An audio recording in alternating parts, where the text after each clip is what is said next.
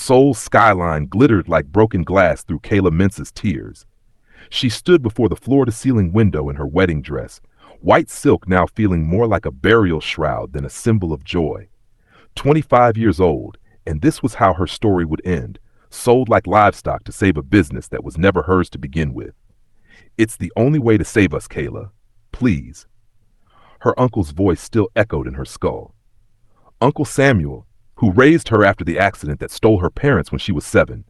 Uncle Samuel, who taught her that family meant sacrifice. Uncle Samuel, who just traded her life for his debts. The door opened behind her. She didn't turn.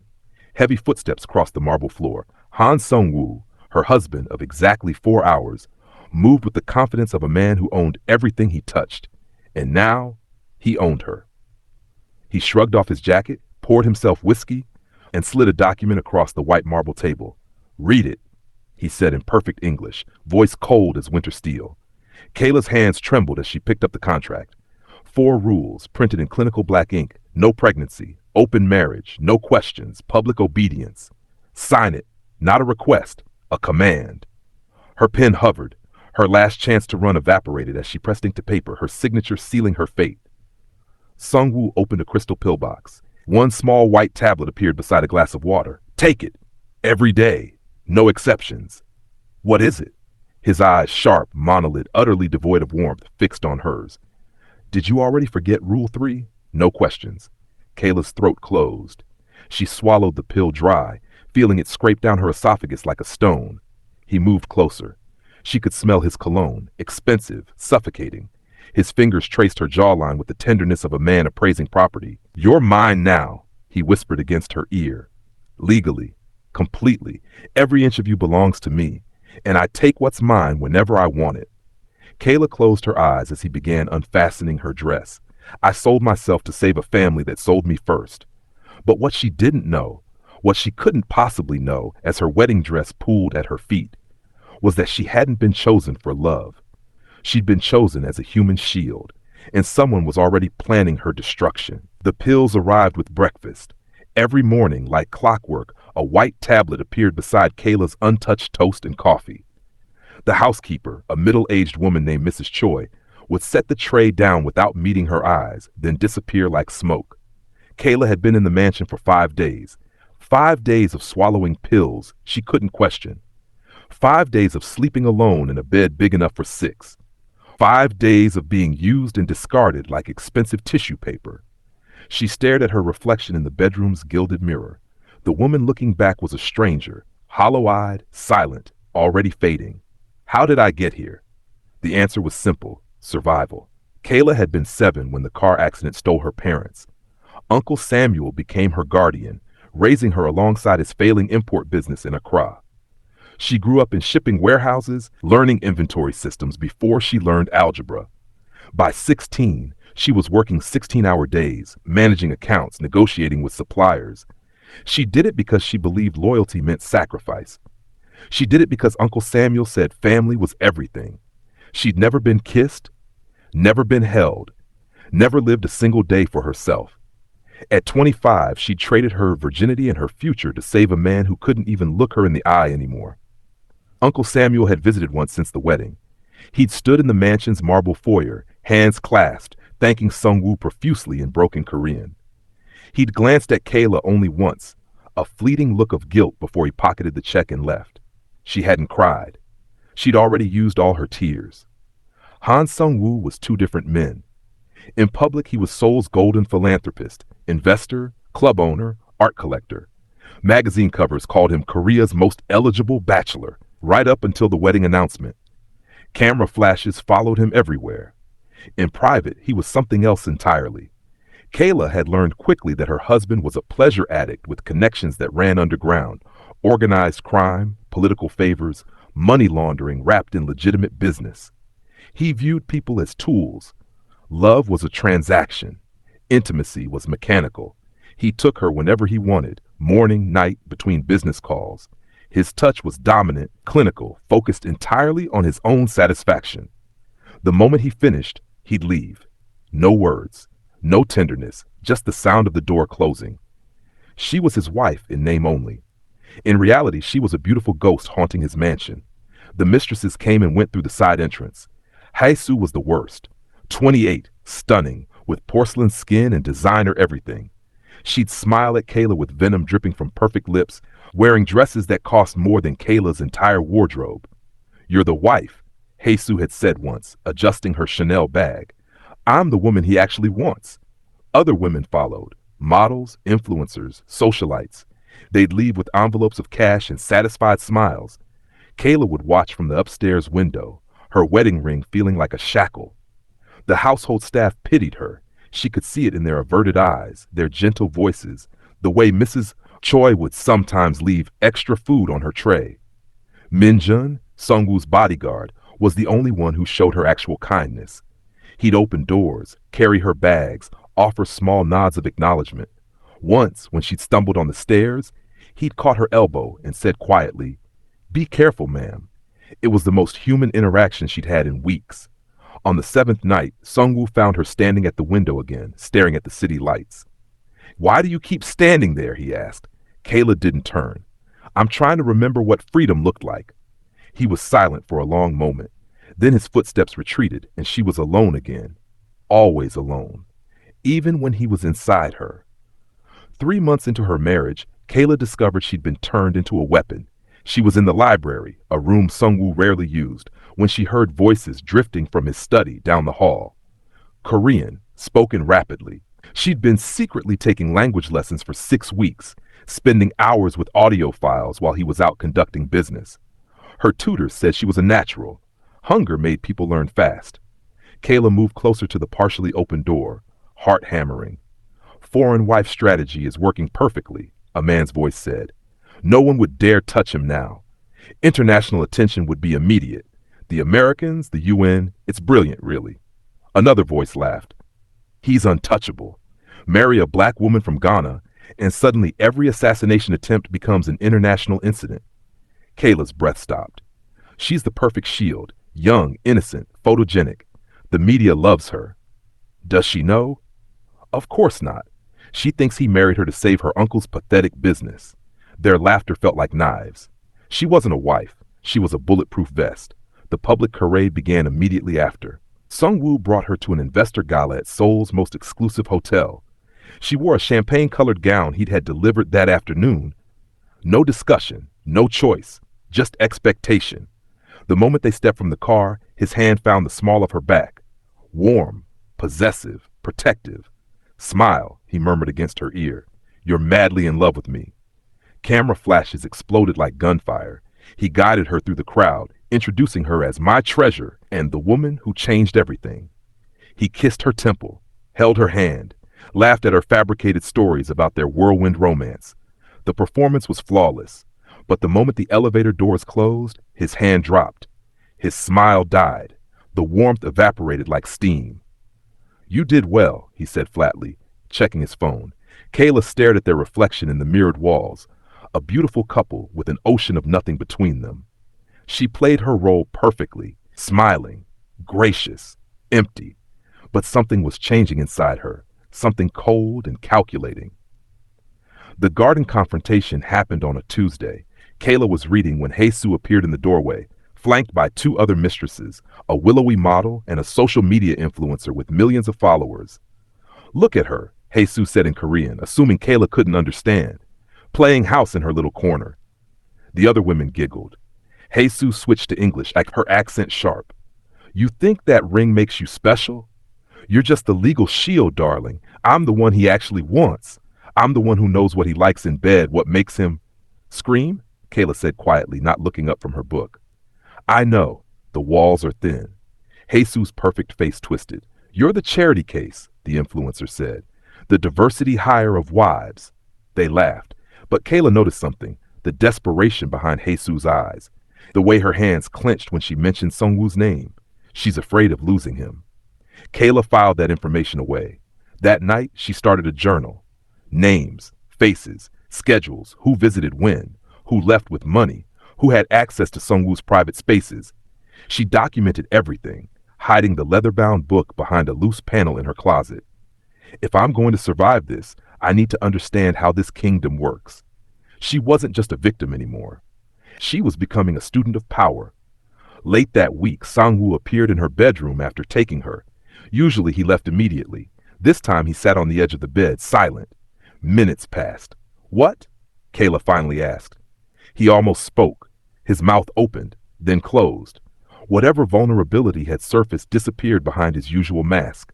He stood, pulled on his pants, and placed a black credit card on the nightstand. "Buy whatever you want," he said. "It changes nothing." But his voice cracked on the last word. And Kayla heard it.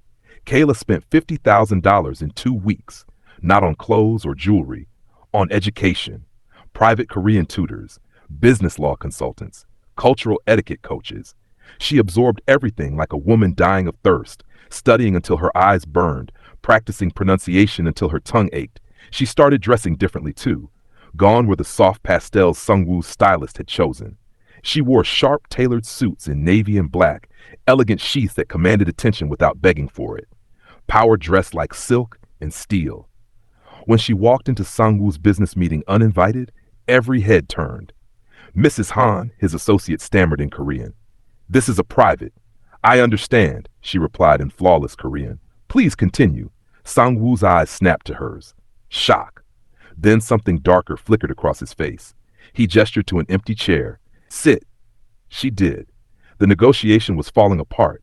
A Japanese investor wanted terms Seung-Woo couldn't accept without looking weak. His jaw was tight, fingers drumming the table, tells she'd learned to read. Kayla leaned close and whispered in Korean, "Offer him exclusivity in Busan for 2 years, not 5. He'll feel like he won something meaningful without you losing long-term control." Seung-Woo went still. Then he turned to the investor and made the offer. The man's eyes lit up. Within minutes, they were shaking hands. The deal closed. 50 million won secured. That night, everything changed. Seung-Woo came to her room as usual, but instead of mechanical efficiency, he moved slowly. His hands traced her collarbone with something resembling curiosity. He watched her face instead of just using her body. When he finished, he didn't leave. He stayed, propped on one elbow, studying her like a puzzle he just realized was more complex than he thought. "Who are you, really?" His voice was quiet, almost vulnerable. Kayla met his gaze. "I'm the woman you underestimated." Something cracked in his expression. Surprise, maybe respect, maybe fear. He touched her face gently. Then he left. But the air had shifted between them. Hae-soo noticed immediately. She started showing up unannounced, wearing increasingly provocative outfits, laughing too loudly at Sang-Woo's words. But he barely looked at her anymore. Other mistresses were dismissed. Envelopes of cash with curt thank yous. The side entrance stayed empty for days at a time. Hae-soo's desperation reeked like perfume gone rancid. "He's getting bored of you," she hissed at Kayla in the hallway one afternoon. "Men like him don't stay interested in women with brains." Kayla finished calmly. "You're right. That's why he's bored of you." Hae-soo's face went white, then red. Kayla walked away, but she felt eyes burning into her back. "I just made an enemy." The pills kept coming. Every morning with breakfast. Kayla swallowed them dutifully, but her body was betraying her. Dizzy spells in the shower, nausea that lasted for hours, exhaustion so deep she'd fall asleep standing up. She assumed it was stress. Mrs. Choi and the other staff exchanged worried glances, but said nothing. Once, Min-jun asked quietly if she was feeling well. "I'm fine," she lied. The breaking point came after a business dinner from hell. Seung-Woo had paraded her in front of his enemies, men who smiled while mentally calculating how to destroy him. She'd smiled back, played the perfect wife, and wanted to scream. Afterward, she locked herself in the bathroom and cried from pure exhaustion. She heard the door open. Seung-Woo's reflection appeared in the mirror. "Leave," she whispered. Instead, he knelt beside her. The first time he'd ever lowered himself to her level. "Why do you keep fighting?" he asked. Kayla looked at him through tears. "Because the moment I stop, I disappear." His face crumbled, just for a second, before he rebuilt the mask. Then he did something unprecedented.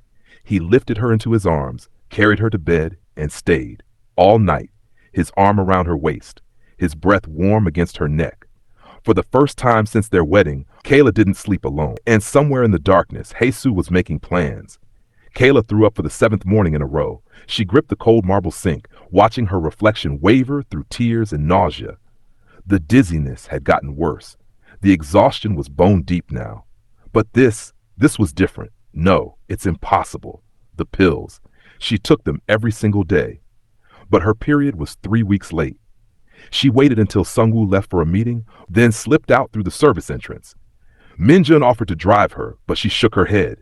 I need to do this alone. The pharmacy was across the city, somewhere no one would recognize Mrs. Han Seung-Woo. She bought the test with cash, locked herself in the bathroom, and peed on the stick with trembling hands. 2 minutes felt like 2 hours. When she looked down, 2 pink lines stared back. Positive. Kayla slid down the wall, test clutched in her hand, and something broke open inside her chest. Terror first. This wasn't supposed to happen. The pills, the rules, the contract. But then, hope. Desperate, fragile, terrifying hope. Maybe this means something real. She pressed her hand to her still flat stomach and whispered, hello. She planned everything carefully, a quiet dinner, just the two of them. She'd rehearsed the words, I'm pregnant. I know this wasn't the plan, but what? But maybe we could try? But maybe you could love me? But maybe this baby could be the thing that saves us both? For the first time in months, Kayla felt something besides survival instinct. She felt hope. Hae-soo arrived at the mansion that afternoon. Kayla watched from the upstairs window as the woman stepped from her Mercedes, designer bag swinging, heels clicking against marble. She moved like someone who still believed she owned this place. Mrs. Choi called up the stairs. Mrs. Han, lunch is ready. Kayla descended slowly, one hand unconsciously protecting her stomach. The dining room was set beautifully. Her favorite japchae, bulgogi, fresh kimchi. Hae-soo sat at the far end of the table, smile too sweet, eyes too sharp. I thought we should talk, Hae-soo said in English. Woman to woman. Kayla sat, picked up her chopsticks. Hae-soo's smile widened. You've won, it seems. He barely sees me anymore. Congratulations. Something in her tone raised alarms, but Kayla was exhausted and hungry. She took 3 bites of japchae. Then the world exploded. Pain, white hot and vicious, tore through her abdomen like a blade. Kayla gasped, chopsticks clattering to the table. Her vision blurred at the edges. She grabbed the table for support, knocked over her wine glass. Red liquid spread across white linen like blood, like blood. She looked down. Her white dress was soaking through with actual blood. No, the word came out as a scream that tore through the mansion like a siren. Hae-soo stood abruptly, face pale. What? I didn't. Kayla collapsed. The pain was everywhere, her body convulsed. Staff rushed in, voices overlapping in panic. Mrs. Choi was screaming for Min-jun. Someone was calling emergency services. Kayla's vision tunneled to black. The baby. Oh God, the baby. Seung-Woo was in a meeting 40 minutes away when his phone exploded with calls. Min-jun's voice was ragged. It's your wife. Blood. We're taking her to the hospital now. He didn't hear the rest. He ran from the boardroom, leaving investors mid-sentence. Nearly crashed his Bentley twice getting home. Skidded into the driveway to find Min-jun loading Kayla's limp, blood-soaked body into the SUV. Her eyes were half open but unseeing. Move! Seung-Woo shoved his bodyguard aside and lifted Kayla himself. She was so light. Too light. Fragile as paper. Stay with me, he whispered against her hair. Stay with me, Kayla, please. At the hospital, they ripped her from his arms. He stood in the hallway, covered in her blood, and punched the wall until his knuckles shattered. Staff stared. They'd never seen him lose control. He didn't care. The doctor found him 3 hours later. Mr. Han, is she alive?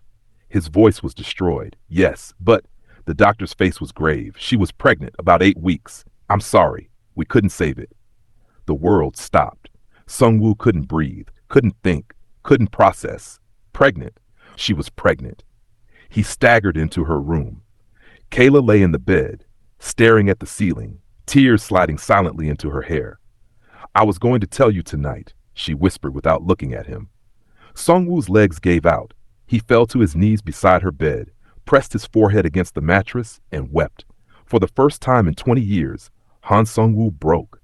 Seung-Woo had Hae-soo arrested within the hour. She was dragged from her apartment screaming, still in silk pajamas, makeup smeared. They brought her to a warehouse on the outskirts of Seoul, the kind of place that didn't officially exist. I put something in her food. Hae-soo sobbed, mascara streaming down her face. To make her sick, to embarrass her. I didn't know she was pregnant. I swear I didn't know. Seung-Woo's hands closed around her throat. You killed my child. His voice was so calm, it was terrifying. Minjun grabbed his arms. Boss, wait! Something's wrong. Seung-Woo released her. She collapsed, gasping. What Haesu gave her should have caused vomiting, maybe stomach pain. Minjun said carefully. Not a miscarriage this violent. Not this much blood. Seung-Woo went still.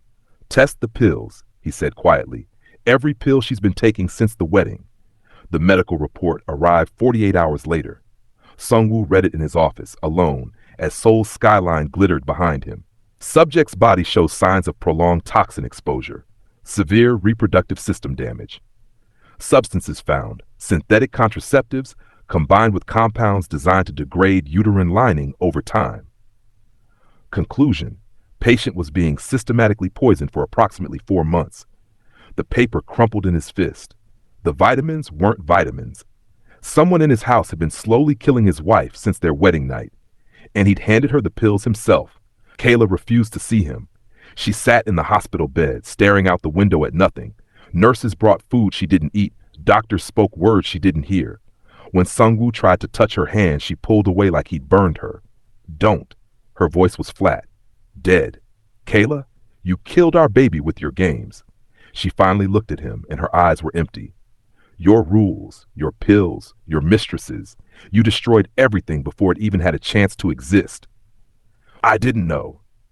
You didn't care to know. The truth of it shattered him. Seung-Woo burned his own kingdom down. He tore up the marriage contract in front of his lawyers, fired half the household staff, anyone who'd had access to Kayla's food, ended relationships with every mistress, every fling, every woman whose name he couldn't remember. He moved Kayla to a private recovery estate in the mountains. No staff except Mrs. Choi, who'd been tested and cleared. No visitors, just silence and space. Every day, he brought her flowers she didn't look at. He tried to cook, burned everything, but he kept trying. He sat beside her for hours without speaking, just present, something he'd never been before. She wouldn't speak to him, until one night, 6 days into recovery, her voice broke the silence. I would have loved that baby even if you didn't. Seung-Woo's throat closed. I would have learned how, he whispered. Kayla turned to look at him. Really look. Her eyes were still full of grief, but something else flickered there too. Would you? He told her everything that night. About his father, a monster who beat him unconscious for crying. About his mother, who died when he was 12, leaving him with nothing but survival instincts and rage. About building power, because power meant no one could hurt him again. I don't know how to be soft, he admitted, voice cracking. I don't know how to love anything without destroying it. Kayla's hand moved slowly across the blanket. Her fingers found his. Then we'll learn together, she whispered. They held each other in the dark and cried, for the baby they'd lost, for the people they'd been forced to become, for the possibility of something different. Neither of them knew that someone was still watching, still waiting, still planning Kayla's complete destruction. 6 weeks later, Kayla returned to the main mansion, a different woman. Her body had healed. The bleeding had stopped. The doctor said she could have children again, eventually. But something fundamental had changed inside her, something that had nothing to do with her uterus and everything to do with her spine. She was harder now, sharper, forged in grief and rage into something unbreakable. Seung-Woo had changed too. He cooked breakfast now, still badly, but he tried. He asked about her day, held her hand without agenda, learned to say, I love you like he meant it. She almost believed him. Almost. Late one night, insomnia drove her from bed. She wandered the silent mansion in bare feet, silk robe wrapped tight against the cold. Light spilled from beneath Seung-Woo's study door. Voices murmured inside. Korean spoken slowly, carelessly. She stopped, pressed herself against the wall, listened. Plan is working perfectly, a man's voice said. Kayla recognized it. Director Kwon, one of Seung-Woo's oldest advisors. She's breaking exactly as predicted. Another voice. Chief Prosecutor Baek. We never needed to kill him. We just needed to destroy her until she disappeared. Suicide, abandonment doesn't matter. Once she's gone, he'll be unstable, vulnerable, easy to replace. Kayla's blood turned to ice. The pills were genius, Kwon continued.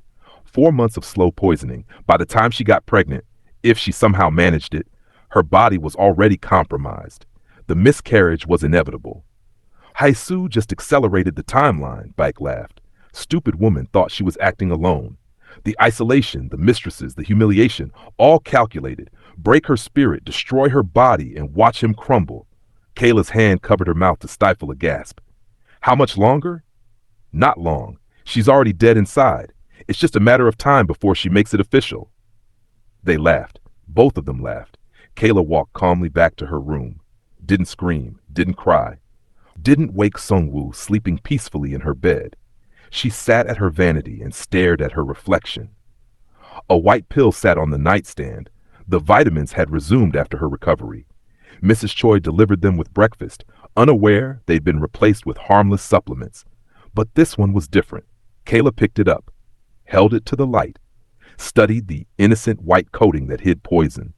Then she placed it on the marble surface and crushed it slowly with the base of a perfume bottle. White powder scattered like cocaine. They wanted me to disappear. She stared at the crushed pill. Instead, I'm going to become the thing they fear most. She didn't tell Seung-Woo, not yet. He'd react with violence, break jaws, spill blood, start a war that would destroy them both. No. This required something he didn't possess. Patience, strategy, cold, calculated vengeance. Kayla used his black card to hire private investigators, the best money could buy. Former intelligence agents who knew how to dig without being detected. She documented everything. Patterns, movements, financial trails. Director Kwan met with Seung-Woo's competitors every Thursday at the same restaurant. Chief Prosecutor Baek had offshore accounts in the Cayman Islands. A third conspirator, Finance Director Park, had been embezzling for years. They weren't just trying to destroy her. They were staging a coup. The plan was elegant. Break Kayla, destabilize Seung-Woo, then swoop in as concerned colleagues offering to help him recover. Within months, they'd control everything. His empire, his money, his power. They'd been planning this since before the wedding. I wasn't chosen randomly. I was chosen because they thought I'd be easy to break. Kayla spent 3 weeks building her case. Every document copied, every conversation recorded, every financial crime cataloged. She worked at night while Seung-Woo slept, his arm draped across her waist, trusting her completely. He had no idea his wife was waging watching. When she finally had everything, Kayla sat in the study and reviewed her evidence one last time. Photographs, bank transfers, recorded conversations, time-stamped emails, security footage showing Kwan bribing the mansion's former head chef, the one who'd been dismissed after her miscarriage. The conspiracy ran deeper than she'd imagined. It touched everything, everyone. Kayla closed the folder, placed her hands flat on the desk, and smiled. You underestimated the charity case. Now I'm going to show you what that costs. Kayla walked into Seung-Woo's meeting at precisely 9 p.m. 7 men sat around the table, his inner circle, his trusted advisors, the people he'd built his empire with.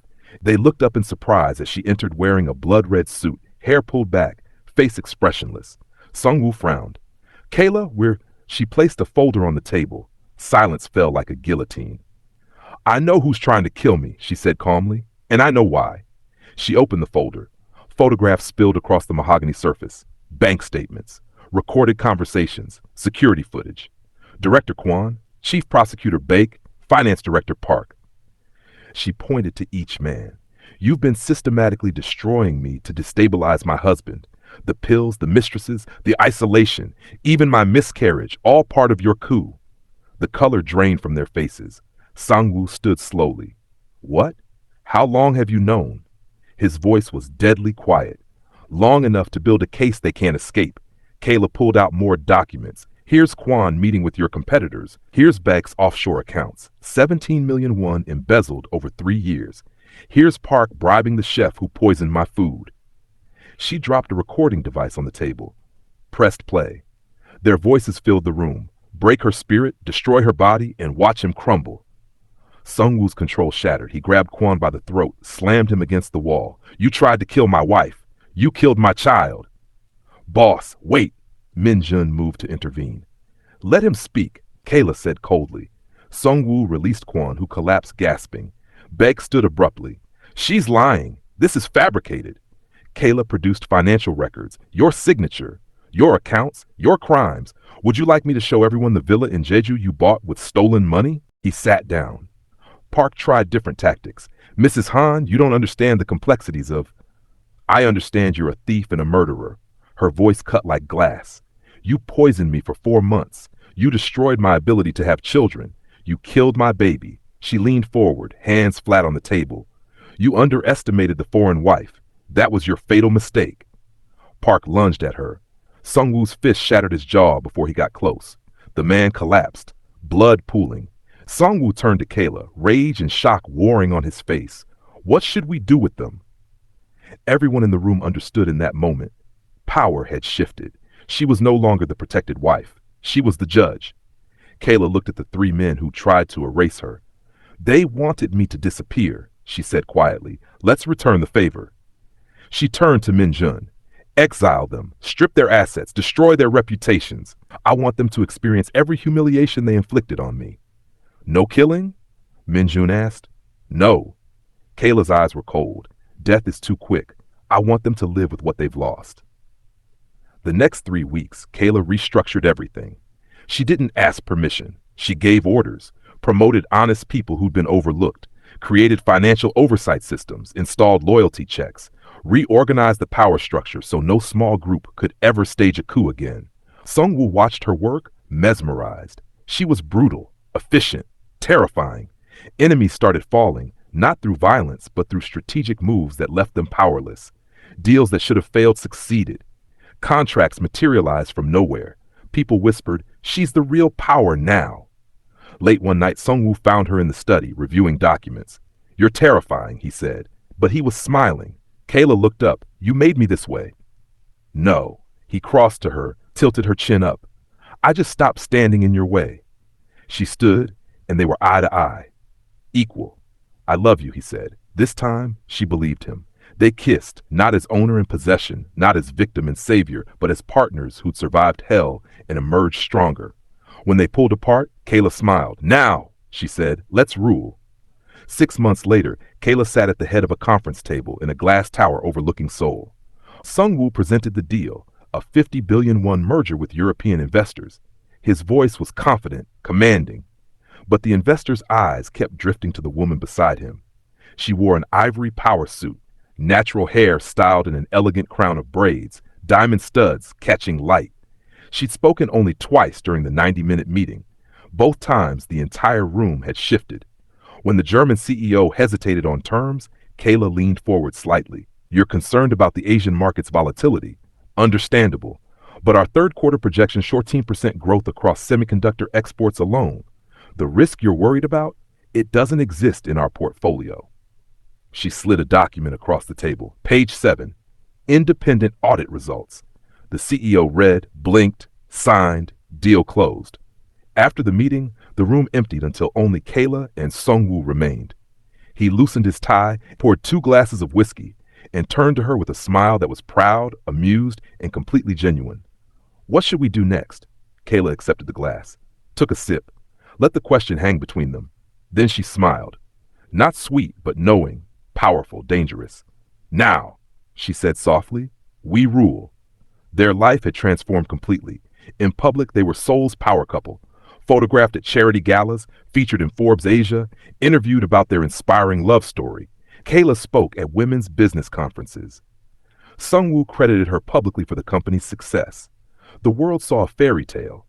They knew it was something far more complex. In private, they learned to love genuinely, slowly, imperfectly, but real. He brought her coffee every morning, finally learned how she liked it. She taught him to laugh without armor. They argued about business strategy and made love without contracts or pills or pretense. The doctors confirmed what Kayla already knew.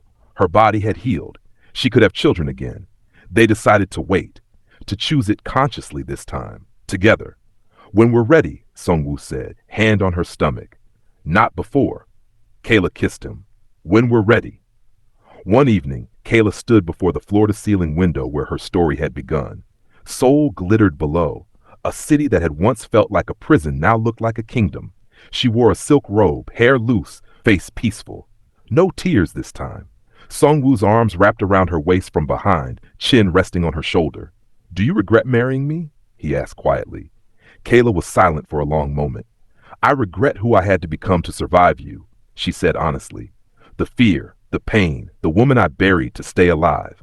She turned in his arms, looked into his eyes. But I don't regret who I am now. His expression softened. Love and remorse and pride mixed together. Thank you for underestimating me, Kayla whispered. Seung-Woo laughed, a real laugh, the kind that came from his chest, genuine and unguarded. I'll never make that mistake again. She kissed him as Seoul sparkled behind them, two silhouettes against the glass, equal, powerful, unbreakable. She entered as a shield. She survived as a ghost. She emerged as a queen.